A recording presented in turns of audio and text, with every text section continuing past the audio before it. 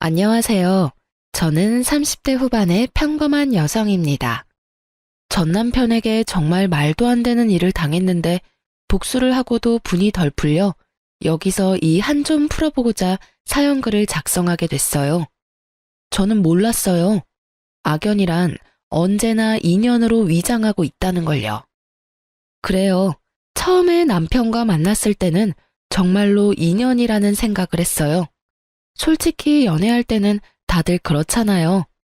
나한테 잘해주는 남자가 제일 좋은 신랑감이라고 생각하죠.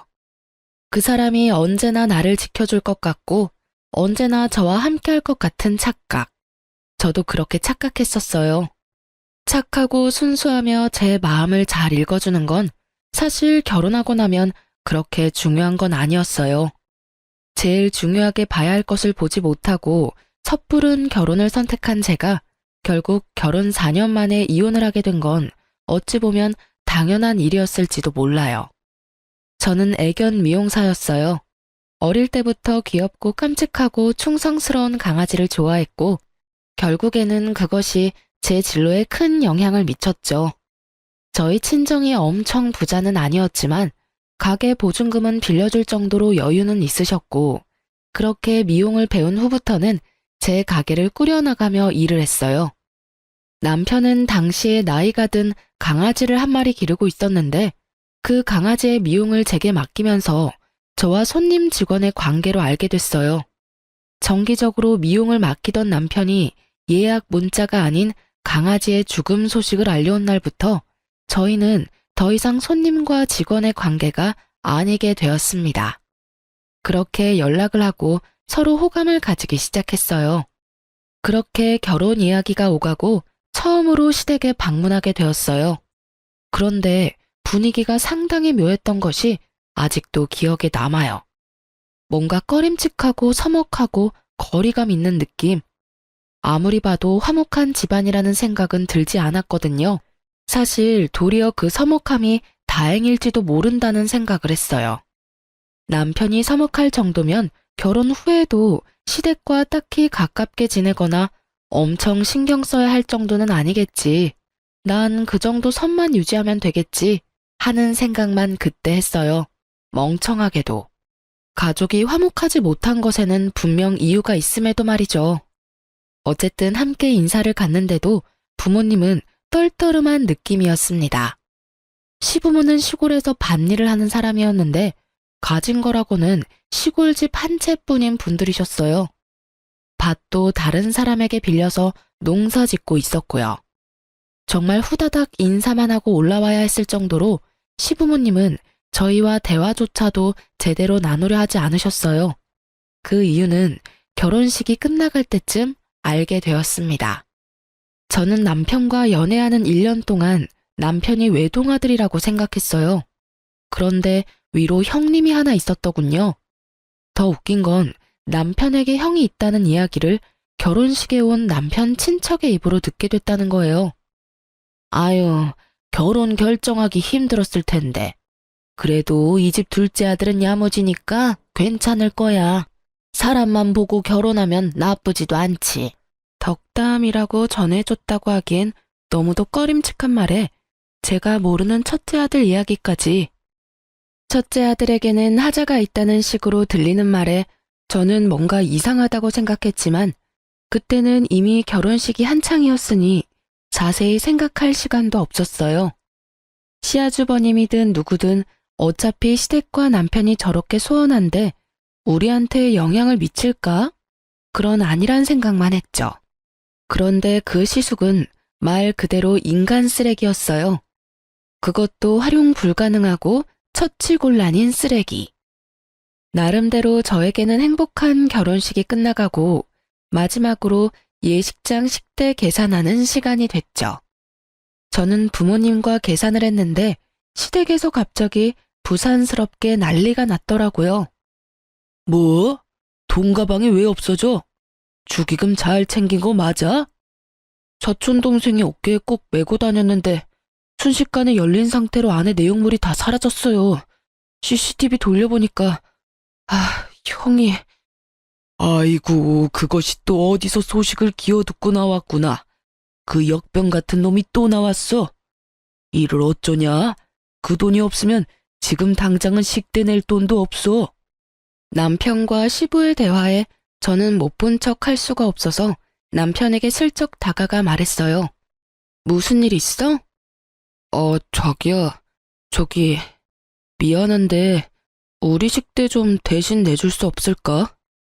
아버지가 본가에 모아놓은 돈이 조금 있으신데 나중에 시댁 갔다 와서 돌려줄게. 그 친척 중에 한 명이 다 가져간 것 같아. 미안하다며 이마를 연신 매만지던 남편의 모습에서 민망함과 곤란함이 묻어나왔기에 저는 일단 이 상황을 수습하기로 했어요. 게다가 시부가 식대를 돌려준다고 했으니 괜찮을 거라는 생각도 했거든요.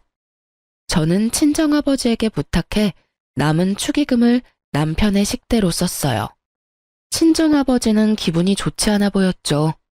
단순히 축의금의 절반을 당장 빌려줘서가 아니라 이렇게 경사스러운 날 딸이 시집 가는데 벌써부터 사돈댁에서 잡음이 터져나오니 불안한 마음이 더 컸던 것 같았어요.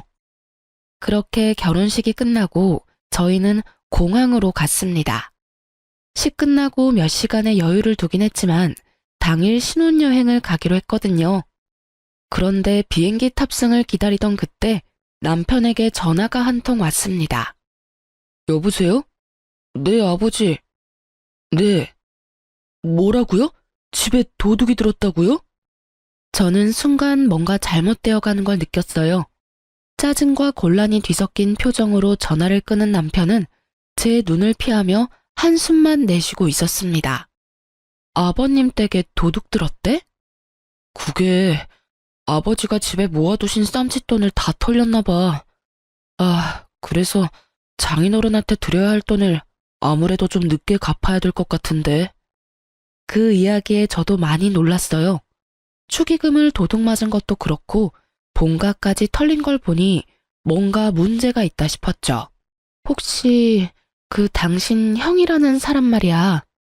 그렇게 이야기를 꺼내는데 남편 폰으로 문자가 하나 도착했어요. 남편이 그 문자를 읽더니 완전 빡친 얼굴로 폰을 바닥에 내동댕이 쳐버리는 거예요. 저는 너무 놀라 남편이 던진 폰을 줍기 위해 고개를 숙였는데 그때 남편이 보게 된 문자를 저도 보고 순간 멈칫했습니다. 야, 축의금 쏠쏠하더라. 역시 돈 장사는 결혼식이 최고지. 앞으로 몇 번 더 해줬으면 좋겠네. 참, 그리고 아버지한테 돈 잘 쓰겠다고 말씀드려. 그리고 발신인에는 형이라고 적혀 있었어요. 이 형이라는 사람이 이 모든 재앙의 주인공이라는 것을 알고 저는 너무 놀라 남편에게 물었어요. 이 사람이 다 가져간 거야? 이 형이라는 사람은 누군데? 설마 당신 진짜 형인 건 아니지? 진짜 형이야. 형이라는 사람이 동생 결혼식에서 이런 짓 해도 돼? 너무하잖아. 집안의 돈이란 돈은 다 쓸어갔네. 당신, 근데 나한테 왜 형 있다는 이야기 숨겼어?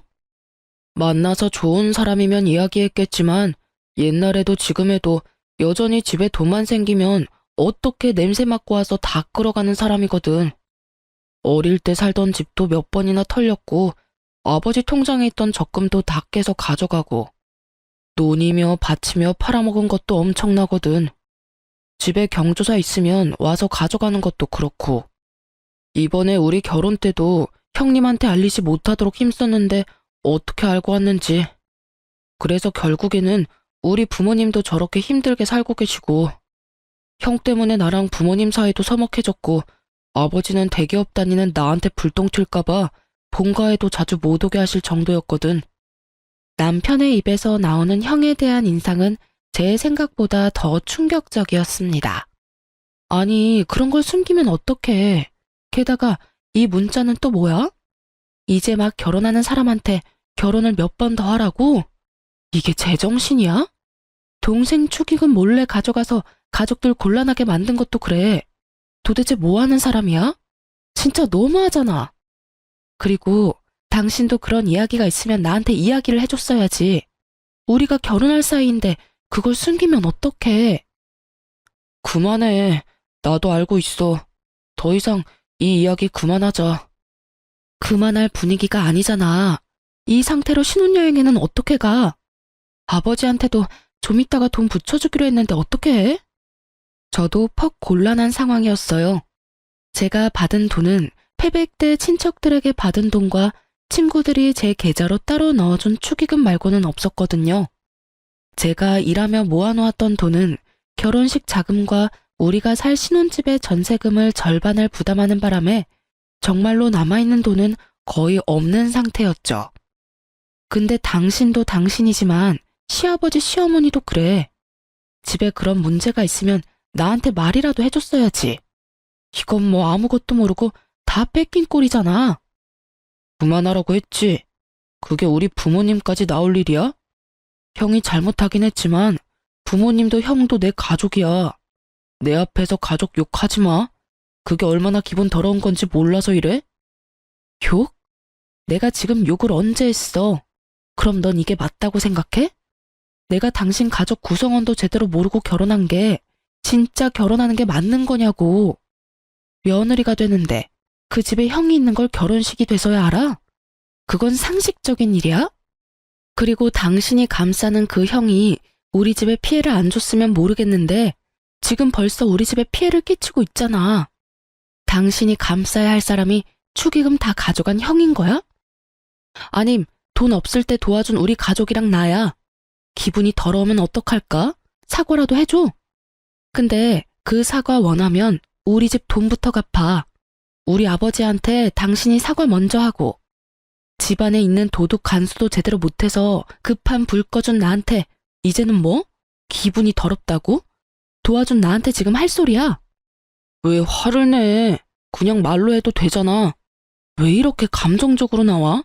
소리 지르지 말고 말로 하라고. 소리를 지르고 말고 할 게 아니라 너 하는 말이 소리를 지르게 만들잖아. 내가 한 말 중에 틀린 말은 하나도 없는데 왜 당신이 이렇게 당당해? 내 기분 더러워진 건 생각 안 하고 너 기분 더러운 것만 신경 쓰고 있으면서 내가 지금 웃으면서 해준다고 좋아서 도움 주고 있다고 착각하나 본데 나도 내 기분 더럽게 만들고 싶지 않아서 필사적으로 여태까지 너한테 티 안 내고 버틴 거라고. 그 와중에 너는 네 생각만 하고 네 가족 생각만 하지? 나도 내 가족 생각했으면 지금 당장 다 내팽개치고 나 혼자 여기 남았을 거야. 신혼여행은 무슨 신혼여행? 이 기분으로 여행을 뭐하러 가? 그것도 나 열받게 만든 인간이랑. 결국 열받아서 남편에게 한 소리 퍼부은 저는 온몸으로 기분 나쁜 티를 뿜어냈습니다. 참을 수 없었어요. 자기가 왜 나한테 기분이 더럽다고 말해요? 이 상황에서 진짜 기분이 더러워야 할 사람이 누군데? 저는 아버지께 가야 할 축의금의 절반까지 날아갔고 그 돈을 언제 받을 수 있을지 모른 상태가 되었으며 아주버님이라는 작자에게 결혼을 몇 번이나 더 하라는 문자까지 보고 완전 열이 받은 상태인데 게다가 남편 수중에 있는 돈이 한 푼도 없으니 더 문제였어요. 신혼여행에서 돌아오는 길에 양가 부모님 선물을 사오기로 했는데 이렇게 되면 양가 부모님 선물도 제 돈으로 사야 하는 상황이 됐잖아요. 단순히 돈이 들어서 화가 난 게 아니었어요. 이 행복한 신혼여행의 기분을 완전히 잡치게 돼서 짜증도 났는데 돈까지 내가 다 내서 무언가를 해야 한다는 상황이 더 열이 받은 거였죠. 노발대발하는 제 모습에 남편이 순간 흠칫하더군요. 결혼할 때까지는 저는 한 번도 화를 낸 적이 없었거든요. 아마 제가 화내는 모습을 처음 봤을 수도 있어요. 제가 화를 안 낸 이유는 단순했어요. 서로 다른 환경에서 자랐으니 저와 다른 면을 발견하더라도 상대방에게 그걸 고치라고 강요하지는 않았거든요. 근데 남편도 저한테 상식적인 선에서 대했고요. 그런데 이번은 그 상식에서 완전 벗어난 일이었잖아요. 피해는 저와 저희 집이 다 당했는데 자기 가족만 감싸고 도는 남편 놈을 보니 제가 결혼을 잘못했나는 착각까지 들 정도였으니까 말이죠. 그제서야 남편 놈은 눈을 동그랗게 뜨고는 주춤거리며 제게 말을 하더군요. 자기야, 내가 정말 미안해. 내가 잠깐 정신이 나갔나 봐. 그래, 당신은 충분히 화낼 수 있지. 나도 형 때문에 화나고 짜증나서 그랬어. 당신한테 화내야 할 일이 아닌데. 화 다 내고 사과하면 뭐가 달라져? 내가 기분 나쁜 건 너는 할 말 다 해서 속이 시원해졌고 사과 한마디면 끝나는데. 나는 속으로 더 열받고 있는데 수천 마디 말을 당신 사과 하나 때문에 못하게 된다는 점이야. 여기서 화를 내면 또 나만 나쁜 여자 되는 거니까. 사과를 할 거면 사과할 일을 좀 만들지 마. 생각해보면 단순하잖아. 아니면 좋게 말하고 끝날 일들이었고. 당신 가족이 저렇다는 건 이미 저렇게 됐으니 어쩔 수 없지만 그렇다고 당신까지 나를 이런 식으로 대하는 건 아니지. 미안해. 정말 미안해. 그 형이랑도 절대 연락 안 하고 살 거야. 당신한테 더 이상 피해주지 않도록 조심하면서 살게. 장인어른께 빌린 돈들도 최대한 내가 빨리 갚을게. 그러니까 화 풀어. 당연한 말을 내가 화를 내고서야 하는 남편을 보며 저는 한숨만 푹푹 내쉬었습니다. 신혼여행을 갔지만 순간순간마다 그 일들이 떠오르니 제대로 즐길 수가 없었어요. 저의 신혼여행은 그렇게 완전 엉망진창인 기분으로 끝내게 됐죠. 그 기간 내내 남편은 제 눈치를 보기에 바빴고요. 자기가 잘못한 건 알았는지 아니면 제가 생각보다 더 길게 화를 내는 게 신경 쓰였는지 뭐가 그 사람 진심인지 모르겠지만 더 이상 길게 화내봐야 일어난 일은 일어났고 제 기분은 더 나아질 리 없다는 생각에 남편에게 말했어요. 아주버님이랑 제대로 정리해. 절대로 그 사람이 당신이랑 우리 집에 피해주지 않도록 당신이 확실하게 하라고. 그리고 만약에 한 번만 더 이런 일로 나랑 우리 집에 문제 생기도록 만들면 그때는 이렇게 살지는 않을 거야. 이혼 이야기가 나오더라도 이상할 일 없는 거 알고는 있어? 결국 저의 으름장에 남편은 그 뒤로 제 눈치만 보더군요. 그렇게 그 일은 어떻게든 마무리가 됐습니다. 다만 앙금은 다 가라앉지 않았죠. 그래도 더 이상 시댁이나 아주버님에 대한 이야기가 저에게는 들려오지 않는 걸 보며 천만다행이라고 생각하며 살았어요. 그렇게 4년 동안 별 문제 없이 지나갔어요. 아버지에게 빌린 돈 1,500만 원도 남편 월급으로 2년 만에 다 갚을 수 있었어요. 그리고 4년째 결혼기념일에 남편은 저를 굉장히 충격에 빠뜨리는 일을 저질렀습니다. 그날은 남편과 둘이서 좋은 시간을 보낼 생각으로 가득한 하루였어요. 저희가 애가 없다 보니 이번 기회를 잘 이용하면 아이가 생길 것 같아서 굉장히 즐거운 마음으로 스테이크를 굽고 스파게티와 디저트를 손수 준비했어요. 그리고 도어락 비밀번호 누르는 소리가 들리고 저는 부엌에서 쏜살같이 뛰어나가 남편을 맞이하려 했어요. 그런데 제 눈에 들어온 것은 시부모님 두 분과 뒤에선 남편이 들고 온 커다란 캐리어였어요. 제 얼굴에서 웃음이 사라진 것은 당연한 순서였죠. 아버님, 어머님, 여기는 갑자기 무슨 일로... 제 말에 시부모님은 민망한 표정으로 남편을 쳐다봤습니다. 여보, 이게 다 무슨 일이야? 어머님, 아버님이 어째서 이 시간에 갑자기 우리 집에 오신 거야? 여보, 미안한데 당분간만 부모님 우리 집에서 지내면 안 될까? 왜? 무슨 일인데? 집에 물난리라도 났어? 한창 장마철이라 여기저기 물에 잠겼다는 말을 많이 들어서 시부모님 집도 물난리가 난 줄 알았어요. 그런데 남편이 고개를 흔들더군요. 아, 형이 아버지 집 계약서랑 인감도장 들고 가서 집을 팔아버렸어. 뭐? 갑자기 아주버님 이야기가 또 왜 튀어나와? 여태껏 가만히 있다가 왜 지금에서야?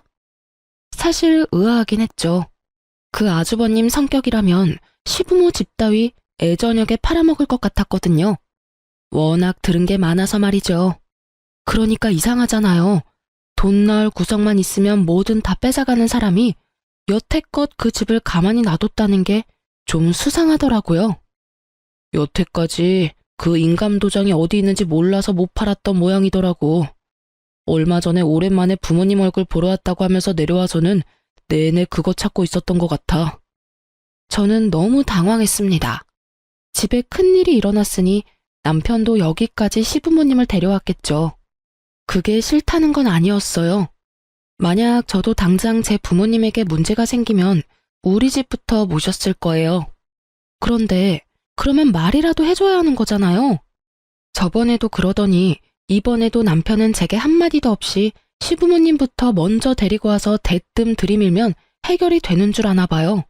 여보, 내가 항상 말했잖아. 미리 말을 좀 하라고. 이런 일 생겨서 모시고 올 것 같으면 나한테도 미리 상의라도 한마디 했어야 하는 거 아니야?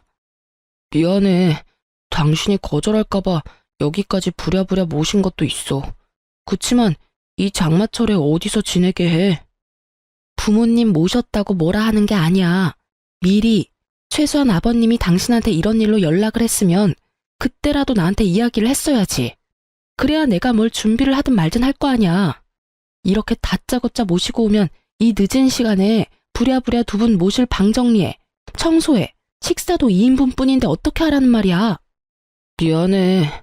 방도 내가 다 정리하고 청소도 내가 하고 두 분 밥도 내가 알아서 할게. 그러니까 제발 여기 있게만 해줘. 부탁이야. 남편이 제게 사정사정하는데 도와주지 않을 수도 없었어요.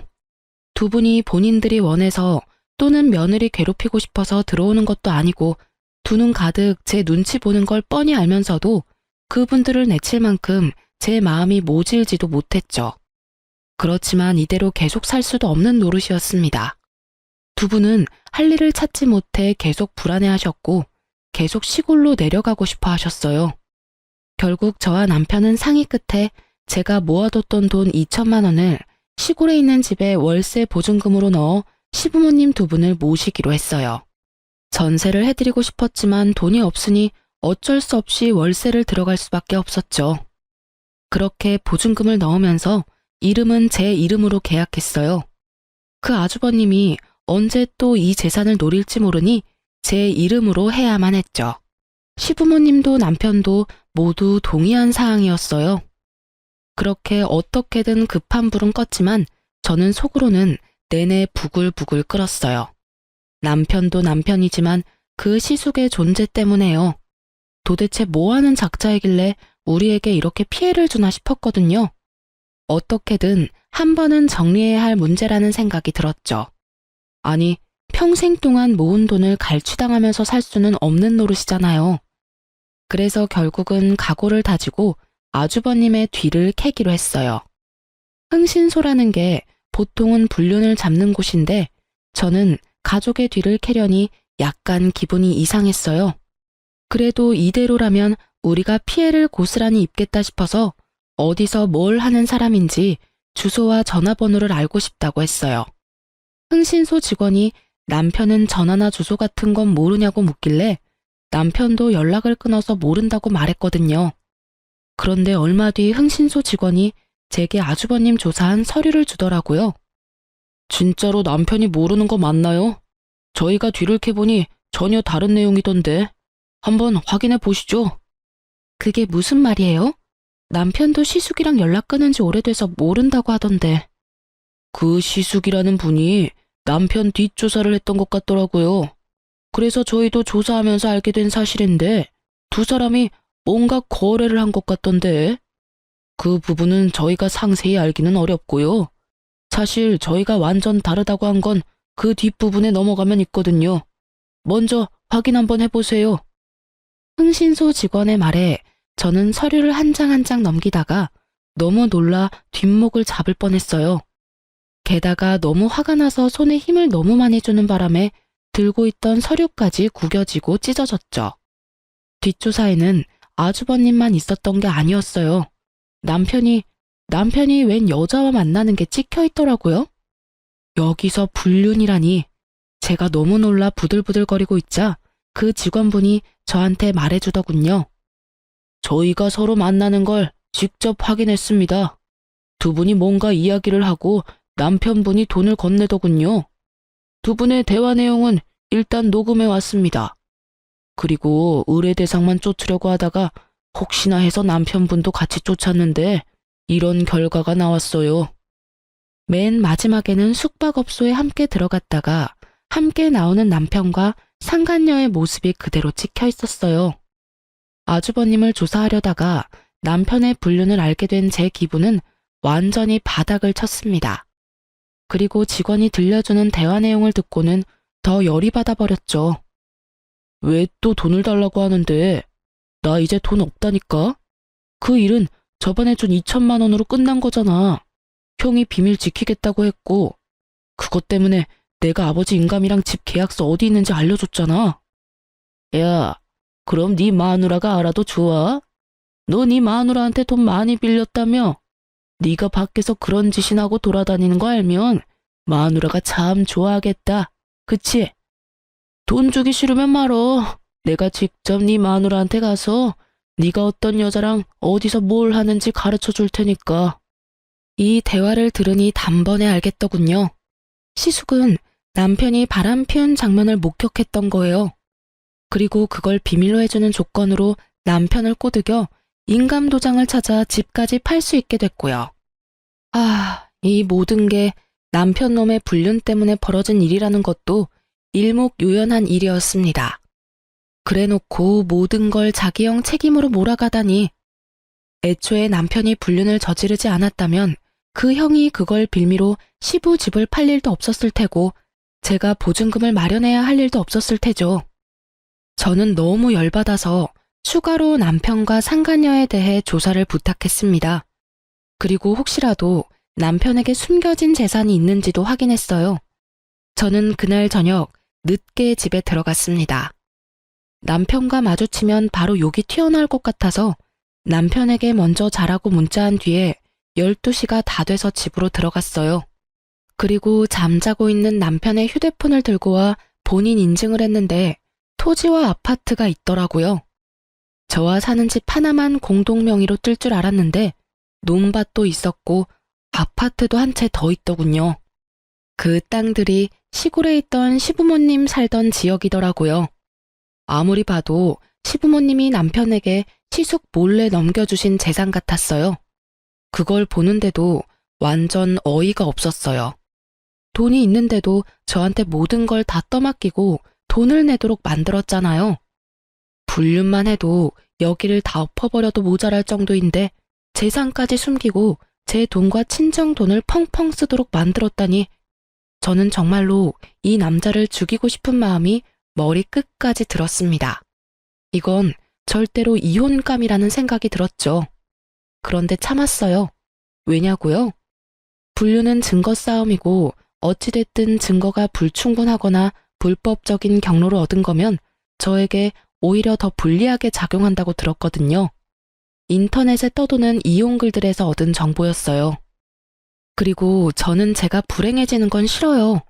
나쁜 연놈들이 불행해지는 걸 보고 싶은 거지. 게다가 흥신소에서 수집한 증거들은 모조리 불법 증거가 될 수도 있어서 일단 제 손으로 띄어야 했죠. 다행히 여름 휴가철이라 여름 휴가 명목으로 가게 문을 일주일간 닫았어요. 그리고 그 일주일간 남편 뒤를 캤답니다. 아주 고구마 줄기처럼 줄줄이 엮여 올라오더군요. 숙박업소에 함께 들어가는 사진과 함께 나오는 사진, 그리고 두 사람이 팔짱 끼고 애정 표현하는 사진까지 모조리 제가 직접 쫓아다니며 살심을 숨기고 찍은 사진들이었습니다. 그리고 남편 자는 동안 남편 지문으로 폰 열어서 그 여자랑 나눈 증거 대화들 모두 사진 찍어놨어요. 그리고 마지막 증거는 저 혼자가 아닌 시부모님과 함께 하게 됐습니다. 바로 남편이 그 상간녀와 숙박업소에 들어갈 때 시부모님을 불렀어요. 저는 시부모님에게는 남편이 할 이야기가 있다는 말로 이쪽으로 오시도록 만들었습니다. 몇 호에 들어갔는지 확인한 저는 그 방문 앞에서 동영상을 찍기 시작했습니다. 문 앞에 바짝 대고 있어서 그런지 녹음이 그래도 됐더군요. 두 분 부모님이 왜 이런 곳으로 불렀냐며 눈살을 찌푸리는데 저는 잠시만 계셔달라고 했어요. 남편이 여기서 곧 나올 거라고요. 부모님은 전혀 의심도 안 하시더군요. 그리고 문이 열리자 남편이 제 얼굴을 보며 깜짝 놀랐어요. 어머니, 아버지, 그리고 당신 여기서 뭐 하는 거야? 뭐 하긴, 남편 같지도 않은 놈 불륜 증거 잡고 있지. 내가 이 방 앞에서 장장 2시간을 기다렸다, 이 새끼야. 네가 감히 날 놔두고 바람을 펴? 네가 어떻게 그럴 수 있어? 어? 남편에게 소리 지르자 남편 뒤를 따르던 여자가 놀라서는 다시 방으로 들어가서 문을 걸어 잠그더군요. 저는 그 방 안에 소리쳤어요. 나올 때까지 나도 안 가. 지금 당장 모면하려고 해도 어차피 나올 구멍은 여기뿐이거든. 앞에서 기다릴 테니까 얼굴이나 한번 보자. 그때 남편이 제 손을 확 잡더군요. 그만해. 여기서 뭐 하는 거야? 할 말 있으면 나한테 해. 더러우니까 손 떼? 너한테 할 말이 없을 리가 있겠냐? 더러운 놈. 어디서 나한테 이래라 말아야. 하긴 상간녀보다 네가 더 더러운 놈이지. 우리 부모님은 왜 모셔왔어? 너 부모님들한테 할 이야기 없어? 난 네가 할 이야기 많을 것 같아서 모시고 왔는데 집 때문에. 무슨 소리 하는 건데? 저는 시치미 떼는 남편과 아무것도 모르는 시부모에게 흥신소에서 받아온 녹음본을 들려줬어요. 그걸 듣는 동안 남편놈 얼굴은 새파래지고 시부모 얼굴은 벌겋게 달아올랐습니다. 이 인간 말종 같은 놈아, 네가 그걸 네 형한테 알려준겨? 아이고, 세상에 믿을 놈 하나 없다더니 어떻게 네가 그런 짓을 해? 이놈아, 너 그러면 내가 준 논밭이랑 아파트는 어쨌냐? 너 설마 그것까지 팔아먹었어? 아니에요. 그건 아직 있어요. 제 명의는 아니지만. 네 명의가 아니면 누구 명의로 되어 있는데? 남편이 망설이자 시모가 저를 쳐다보며 말하더군요. 설마 며느리 앞으로 했니? 맹세코 제 앞에는 아무것도 없어요. 지금 사는 아파트도 공동명의고 두 분 보증금도 겨우 모은 제 전 재산이거든요. 그럼 설마 너 저 여자 앞으로 다 돌려놨어? 그 말에 남편놈이 말을 하지 않고 고개만 돌리자 시부모가 그 자리에서 털썩 주저앉았어요. 너 미쳤어? 부부 사이도 아닌 생판 모르는 여자한테 지금 전 재산을 맡긴 거요? 난리가 났습니다. 이런 난장판이 따로 없었어요. 저는 저대로 열이 폭발했고요. 이 미친놈이 돈을 그만큼 가지고 있었으면서 여태까지 나한테 빨대를 꽂았어? 네가 사람 새끼야? 지금 당장 우리 아빠한테서 가져간 돈 내놔. 아버지, 나 이 여자랑 이혼하고 명의 변경한 여자랑 결혼하면 그 재산 다시 가져올 수 있어. 그러니까 저 여자랑 이혼만 하면. 시부모의 얼굴에 희미한 희망이 돌아오더군요. 그렇지만 제게는 절망이었어요. 그리고 저 정신 나간 헛소리를 듣고 있는 것도 더는 참을 수 없었어요. 그래서 소리를 꽥 질러버렸죠. 야, 이 정신 나간 놈아. 누가 너랑 이혼 안 하겠대? 아랫돌이 아무한테나 휘두르고 다니는 너 같은 걸레하고 1초도 같이 있기 싫은 게 나야. 이혼을 이야기해도 내가 이야기해야지. 더러운 새끼. 네가 뭔데 나한테 이혼하자고 난리야? 그래 해. 이혼. 근데 네가 가져간 돈은 다 내놓고 꺼져야지. 우리 아버지한테 빌려간 돈, 내가 내준 보증금, 위자료까지 싹 다 내놔. 돈 없어. 당신한테 주고 싶어도 이미 내 재산 다 넘어갔다고. 가져가고 싶으면 당신 맘대로 해. 난 없어. 실실 웃으며 돈 없다는 남편놈 보니 뒷목 잡고 넘어갈 것 같았어요. 저는 남편놈에게 소리쳤죠. 그래? 그럼 법적으로 해. 당신한테 소송 걸 테니까 아주 잘해봐. 저는 남편을 째려보며 이곳에 오기 전 상담차 들렀던 이혼 전문 변호사 사무실로 전화했습니다. 네, 이혼하려고 하는데 이 인간이 자기 재산을 상간녀 앞으로 다 돌렸다네요. 지금 있는 재산은 저랑 공동 명의로 가지고 있던 아파트인데 그거 처분 못하도록 할 수 있나요? 네, 그럼 그렇게 해주세요. 뭐 한 거야, 당신? 신혼집 공동 명의, 명의자 바꿀까봐 못하도록 법원에 신청했어. 이거라도 있어야 너한테 뜯긴 내 돈이랑 위자료라도 건지겠지. 짐 다 싸서 내놨으니까 알아서 찾아가. 그리고 난 절대로 너희 둘 용서 안 해. 그렇게 말하고 돌아서던 저는 방 안에서 모든 걸 듣고 있을 상간녀에게 말했습니다. 상간녀야, 너 직업 좋더라? 내가 곧 그 직업 잘리도록 만들어줄게. 저는 그렇게 말하고 집으로 돌아왔어요. 큰 소리는 쳤는데 진짜 딱 죽고 싶었어요. 너무 비참하고 열받아서요. 왜 나한테 이런 일이 일어나나 싶고 세상 불행은 왜 저에게만 오나 싶었거든요. 그렇게 저는 남편과 상간녀에게 소송을 진행했어요. 아이러니하게도 상간녀 직업은 공무원이었거든요. 뒷조사 해주시던 분들이 여기 오기 직전에 알려줘서 상간녀에게 그렇게 큰 소리 쳤던 거고요. 공무원은 품위 유지를 위반하면 징계를 받잖아요. 그래서 불륜징계 처분을 받을 수 있도록 변호사와 이야기했어요. 그걸 이용해서 완전히 발 디디고 설 곳 없도록 만들기로 했어요. 남의 것을 빼앗을 때는 본인도 뺏길 수 있다고 생각하는 게 당연한 거 아닌가요? 그렇게 저는 남편과 이혼에 성공했어요. 공동명의였던 집도 온전히 제 명의로 바뀌었어요. 남편에게서 받을 재산이 그것뿐이라 위자료와 시부 보증금으로 받아야 할 돈들을 그걸로 가져온 거였어요. 그리고 시골에 얻어준 시댁 보증금은 빼버리려 했더니 계약 기간이 안 돼서 세입자를 새로 구해줘야 빼준다고 하더라고요. 그렇게 저희 신혼집은 제 명의가 됐어요. 그리고 상간녀 위자료 소송으로 받은 돈은 아버지께 드렸어요. 아버지는 남편놈 행동에 열이 뻗치셔서는 욕을 어찌나 하시는지 그거 달래느라 힘들었어요. 너 이대로 있을 거야? 그 망할 놈 좋은 일만 시키고 말이지. 결혼식 식대 내달라고 왔을 때부터 나는 꺼림칙했어. 천벌을 받을 놈 같으니라고. 감히 내 딸한테 이딴 짓을 저질러? 아빠, 걱정 마세요. 저도 절대로 이렇게는 못 끝내죠. 근데 쓰레기를 내 손으로 버리면 내 손이 더러워지잖아요. 이럴 때는 쓰레기로 쓰레기 처리하도록 만드는 법이 제일 좋아요. 제가 좋은 쓰레기를 하나 알거든요.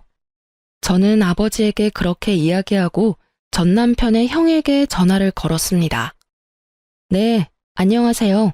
저 당신 동생 와이프예요. 얼마 전에 이혼했거든요. 나한테 돈 달라고 전화한 거면 번지수 잘못 짚었어요. 나 돈 없거든. 그리고 동생이랑 남남이면 나랑도 남남인데 뭔 일로 전화를 했어요? 별일 아닌 거면 끊습니다. 급하시네요.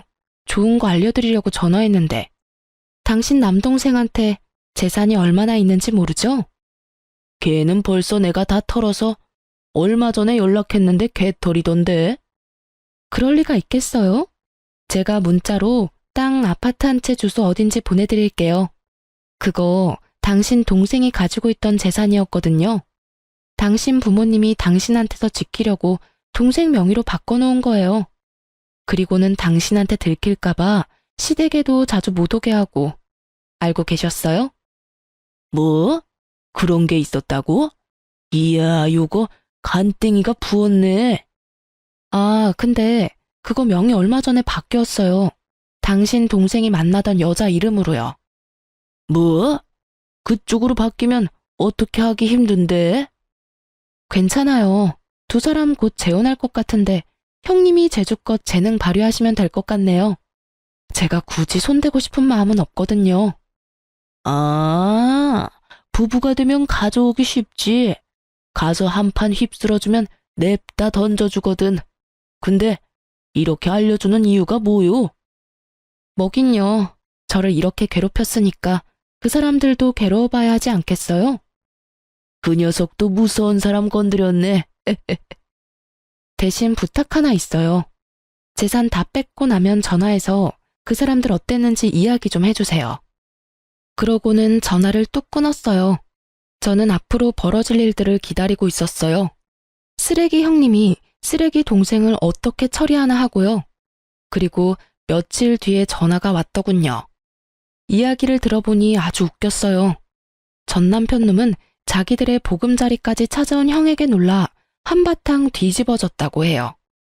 그 와중에 형이 재산 내놓으라고 행패 부리며 안 내놓으면 여기저기 불륜 소식 다 알려버리겠다고, 그리고 이 아파트에 사는 사람이 모두 알도록 만들겠다고 협박했는데도 안 내놓더래요. 그래서 그 형님이 어쨌다는 줄 아세요? 상간녀 부모한테 가서 무슨 자식을 그따위로 키웠냐고 불륜이나 해서 남의 가정 깨고 남의 재산 다 가져간 파렴치한으로 만들어버리는 바람에 결국 상간녀 부모 쓰러져서 몸져 누웠다고 하더군요. 그리고 그 이야기 듣고 뛰쳐온 상간녀가 결국에는 전 남편에게 받았던 재산 싹 다 돌려줬다고 했답니다. 하긴 그렇게 애지중지 키운 딸년이 유부남이랑 붙어먹으며 불륜이나 저질렀다는 걸 알면 얼마나 충격받았겠어요. 이렇게 화려하게 제 복수를 대신해주니 분노와 화로 가득했던 가슴속을 시원하게 덜어낼 수 있었어요. 그런데 그러고 며칠쯤 지났을까요? 상간녀에게 연락이 왔더라고요. 사실 저는 전 남편과 만나기 싫어서 제 명의가 된 집도 팔려고 내놨고 애견 미용실도 다른 곳으로 이전하려고 생각 중이었거든요. 그놈 얼굴 보기 싫어서 그랬는데 뜬금없이 상간녀가 연락 오니 좀 의아했죠. 안 만나고 싶었지만 마지막이라는 생각으로 한번 만나주기로 하고 나갔어요. 약속을 하고 만난 곳에는 상간녀와 전 남편이 같이 있었어요. 두 사람이 왜 날 불렀나 싶었지만 제가 쫄릴 게 뭐가 있겠어요? 잘못한 건 두 사람인데. 그래서 당당하게 그 앞에 앉아서 물었죠. 왜 보자고 하셨어요? 꼭 이렇게까지 했어야 해요? 상간녀 표정이 그 전과는 다르게 아주 시달려서 눈밑이 시커멓게 기미가 꽉 꼈더군요. 마치 상간녀의 앞날처럼 말이죠. 저는 싱긋 웃으며 정말 아무것도 모른다는 것처럼 물었죠. 뭘요? 아주버님요. 아, 그분요? 그분이 왜요? 저희 주소랑 이 사람 재산 있는 거 알려준 게 당신이라면서요. 그 사람이 저희한테 다 말해줬어요. 혹시 우리 부모님 찾아가라고 한 것도 당신이 한 짓이에요? 어이가 없네.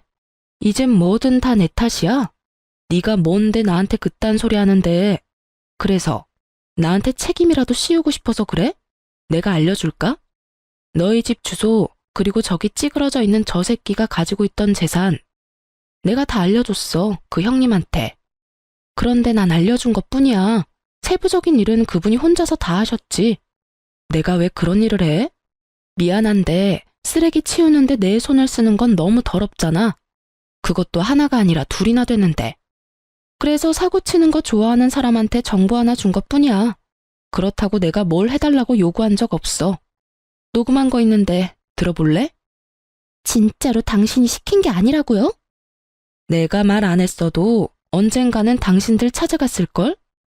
거기 짜져있는 아저씨가 대답해봐요. 맞죠? 당신 형님 그러고도 충분히 남을 사람이잖아.